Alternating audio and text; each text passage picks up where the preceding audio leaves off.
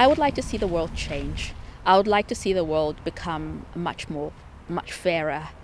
I think it's highly unequal, and it's highly unequal on multiple levels. And if research can throw a light on these inequalities for people who work in the policy world or are practitioners, for them to be able to design better social programs, to be much more inclusive, and to be much more attuned to the ways in which people can easily drop off.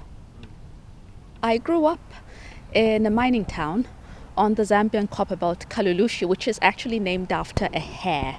So the town logo was like a bunny. And I trained as an architect on the copper belt at the Copper Belt University. And as an architect, it's really very much about stories, what people do when they go about their everyday life. And that led me directly to social anthropology. I just found it fascinating.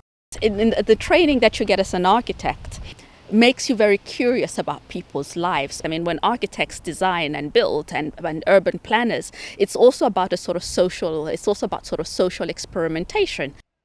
What happens, for example, when you have a new mining town and it sets up in a rural area where people have been accustomed to living quite differently, drawing a lot of natural resources, but different natural resources from what the mining companies are digging up from the ground, and the huge inequalities in that particular process are quite striking, because there again I think sort of links in also to my interest in looking at sort of broader political processes, the huge inequalities, and how do broader bodies such as the state and other institutions mediate that, who wins and who loses.